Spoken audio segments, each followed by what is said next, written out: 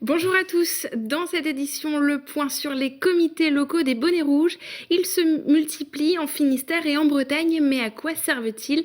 Sophie Lecroisier a rencontré des membres de ces comités. L'éco-construction se dote d'une formation, 10 stagiaires apprennent les techniques à Carhaix, on découvre cela dans un instant. Et puis à la fin de cette édition, votre rendez-vous quotidien, le journal du nautique. Bienvenue dans ce journal, nous sommes le mercredi 11 décembre. Les bonnets rouges étendent leur influence. Près d'une quarantaine de comités locaux se sont créés depuis ce week-end, en Finistère, en Bretagne, mais aussi au-delà. À quoi servent ces comités? Réponse avec Sophie Lecroisier. Depuis le lancement du mouvement des bonnets rouges fin octobre à Pont-de-Buis, la mobilisation s'est amplifiée, sur les réseaux sociaux notamment. Alors le collectif Vivre, décider, travailler en Bretagne, à l'origine du mouvement, a souhaité cadrer les choses. En 8 jours, une quarantaine de collectifs locaux certifiés se sont créés, dont une quinzaine en Finistère. Chaque collectif doit faire remonter ses idées.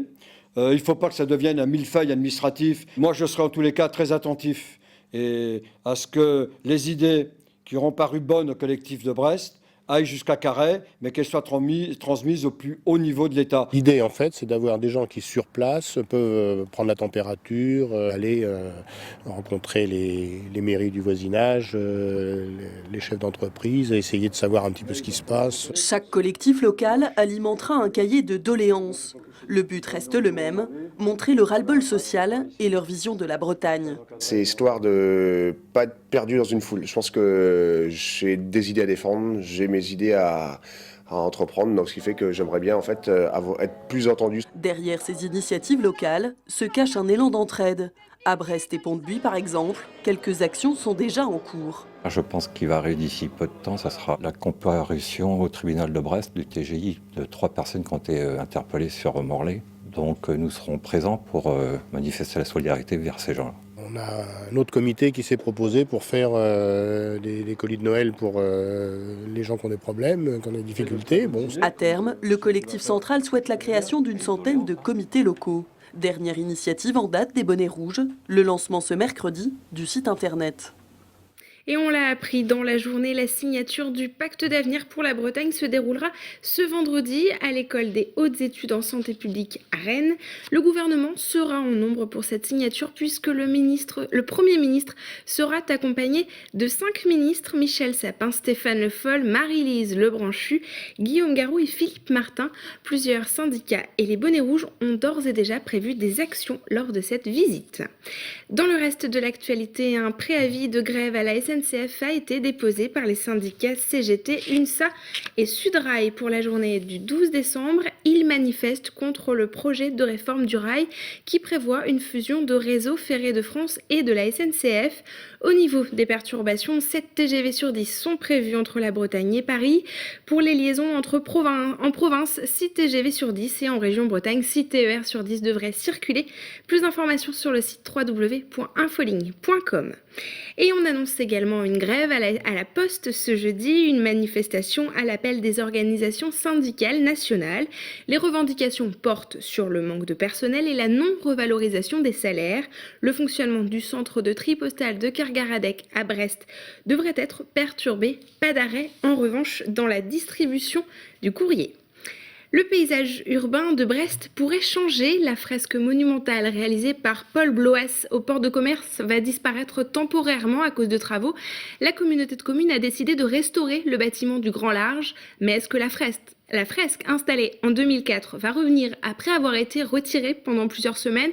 Aucune réponse pour l'instant de la part de BMO. En tout cas, cette annonce fait parler sur la zone portuaire. Frédéric Lorenzon a recueilli quelques réactions.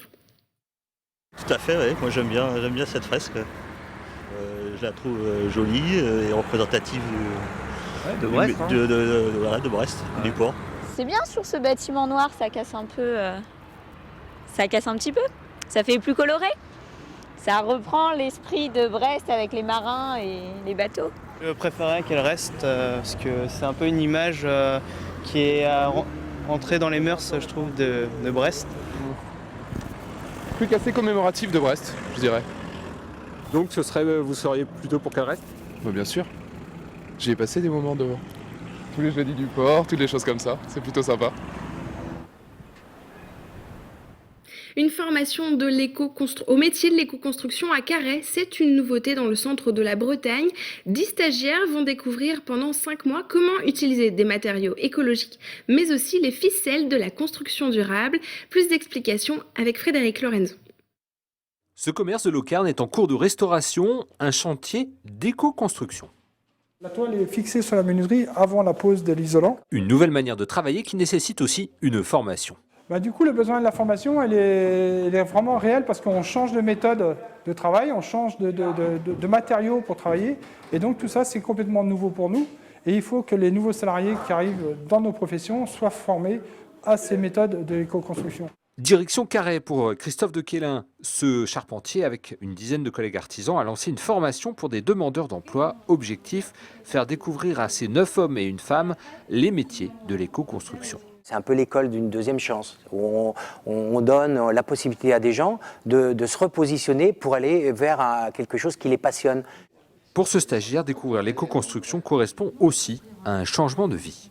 Pour être en cohérence avec moi-même, avec mon mode de vie au quotidien. Et ce qui est vraiment très intéressant, c'est de toucher à différents corps de métier en étant accompagné par des artisans qui sont eux-mêmes dans cette dynamique. Au cours de leur formation, les stagiaires vont construire cet abri avec des matériaux locaux. Ce qui est intéressant, c'est qu'on va travailler avec des matériaux locaux, à plus de 80%, c'est l'objectif qu'on s'est donné.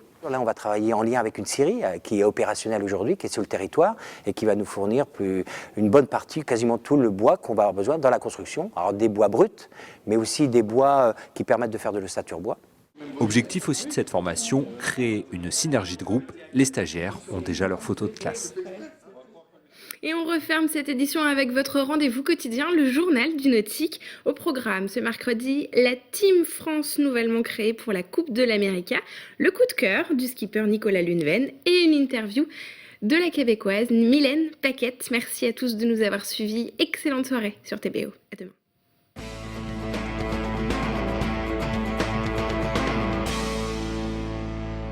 Bonjour à tous et bienvenue au Salon Nautique de Paris. Au sommaire de ce 3e numéro de la semaine, le projet Coupe de l'América dévoilé, le coup de cœur du skipper Nicolas Lunven et une rencontre avec la rameuse québécoise Mylène Paquette. L'annonce du jour, c'est ce grand projet d'une Team France pour la prochaine Coupe de l'América. Côté technologie, Michel Desjoyaux, à la barre Franck Camas et derrière eux, Olivier de Kersauzon. 3 Bretons pour un projet d'envergure internationale qui pourrait bien marquer l'histoire. On aurait osé imaginer ou rêver que ça puisse être totalement chez nous. La Bretagne a énormément de capacités, mais ne peut pas tout faire non plus. Et donc, certes, il y a des très beaux plans d'eau, il y a quasiment toutes les industries qui vont bien et presque toutes les compétences. Mais voilà, on a envie qu'il y ait tout le monde derrière nous. Et je pense que le monde maritime français peut nous soutenir. En tout cas, c'est ce qu'on rêve aussi, parce qu'on n'y arrivera pas tout seul. Alors, on a beau être 2 marins installés en Bretagne, voilà, on a besoin de tout le monde. À Tahiti. Non,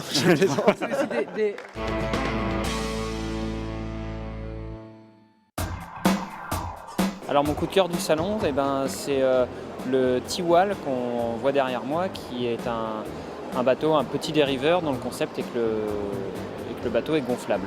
Et donc on peut le ranger dans son coffre de voiture. Déjà, il est conçu à Vannes, donc là où ma ville d'origine. Donc ça, j'ai trouvé ça sympa. Et puis je trouve que le concept est vraiment intéressant parce que finalement, ça coûte pas très cher. Le bateau est gonflable, donc une fois dégonflé, il prend très peu de place. Et puis, j'ai pas encore eu l'occasion de naviguer dessus, mais de ce que j'en ai vu, il procure quand même des sensations qui ont l'air sympas. Il a l'air très ludique, très stable, très facile. On peut emmener des enfants, des adultes dessus. Donc, je pense que c'est un engin de plage vraiment très sympa. Je suis venue m'entretenir un petit peu avec les gens ici. J'avais une petite conférence de presse, rencontrer des partenaires éventuels, des partenaires que j'ai déjà aussi. Et puis, en fait, j'ai rencontré beaucoup de personnes depuis mon arrivée. Et je savais que je voulais retourner à la voile parce que j'avais commencé à la voile il y a quelques années. Après avoir fait ce petit croche-là sur l'océan à la rame, là, je veux retourner à la voile, donc je vais probablement m'entraîner sur un classe 40 cette année à partir de Lorient. Donc, j'ai quelques courses de prévues et puis une bonne saison d'entraînement. Moi, j'ai adoré les séances de surf sur mon bateau à rame quand j'avais me pousser mon corps à la limite, mais pousser aussi le bateau à sa limite. Ça m'attire beaucoup. Alors, je pense que je vais pouvoir retrouver ces sensations-là de surf et de grande vitesse, ce que je n'avais pas à la rame, par contre, mais sur un bateau à voile.